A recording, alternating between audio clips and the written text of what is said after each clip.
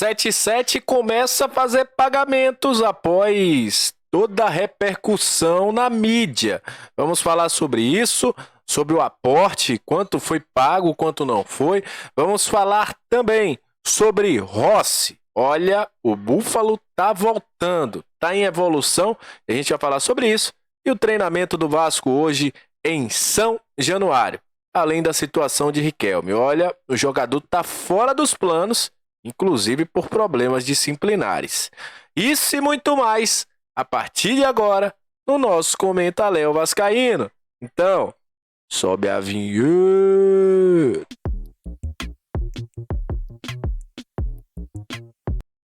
Salve, salve, torcedor vascaíno, salve minha galera do Comenta Léo, saudações vascaínas, estamos entrando no ar para falar de Vasco.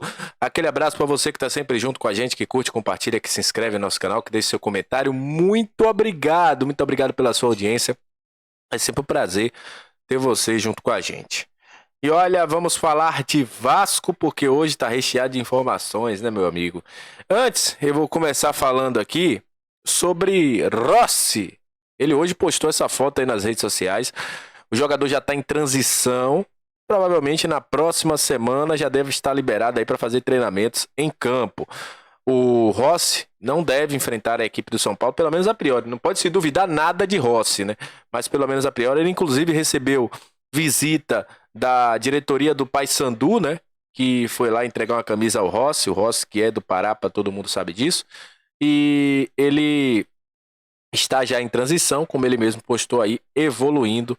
A expectativa é que para o jogo contra a equipe do Fortaleza, Rossi já esteja presente.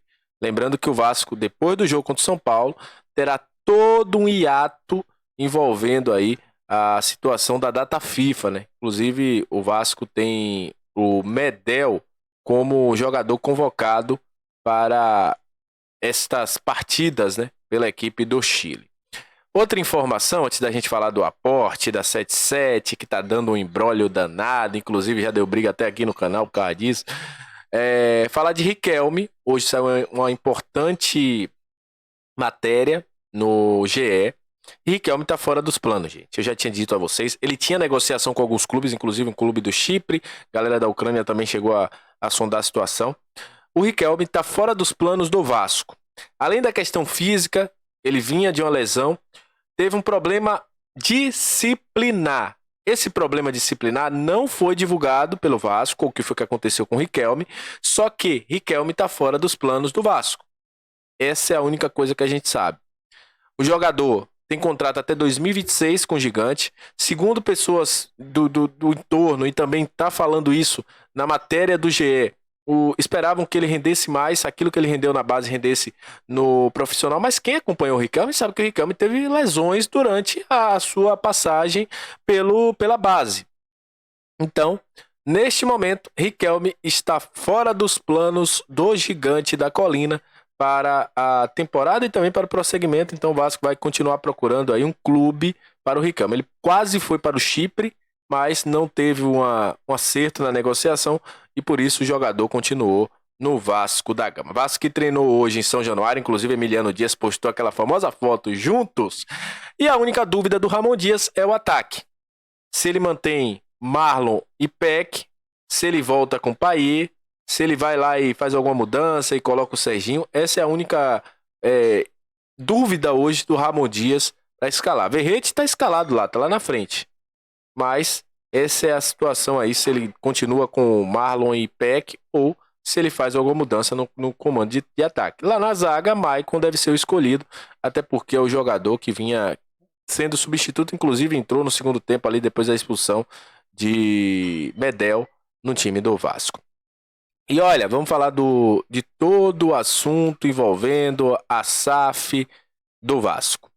Porque é o seguinte, cara, o Vasco hoje teve todo o imbróglio envolvendo quem joga, quem não joga, se vai ter aporte, se não vai ter aporte.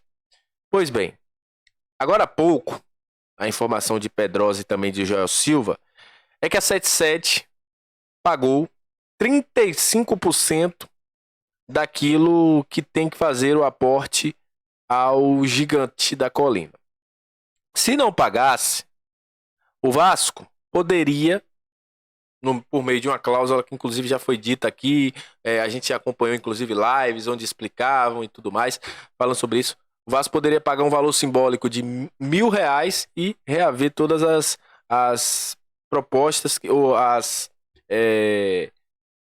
ações que a 77 tem da SAF do Vasco. Mas a informação é que sim, pingou 35% e que até amanhã todo o percentual que a 77 tem de pagar a SAF do Vasco será feita esse aporte, com isso evitando com que o associativo do Vasco retome todas as suas ações.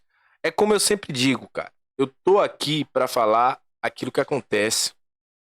77 tem que cumprir o seu acordo. Isso é ruim demais para o mercado. Eu falo isso porque eu trabalho, gente, com isso, com questão de futebol. Eu sei o quanto é ruim você chegar com a fama de mal pagador. O cara fala assim, pô, me dá as garantias bancárias aí. O Bragantino fez isso com o time russo. Pô, só vou vender o Juninho Capixaba se vocês me derem a garantia bancária. O próprio Vasco sofreu isso com o Tadieres. Isso é ruim demais. Se você não faz o pagamento do seu aporte, se você não paga os jogadores que você está devendo, isso é ruim para a imagem da SAF. Eu não estou aqui, já disse diversas vezes, eu sou um cara que sou a favor da SAF, mas eu não sou a favor de desorganização. Teve gente que falou, vai falar isso à beira de um jogo. Cara, quem é que não sabe disso? Internamente todo mundo sabe isso há muito tempo.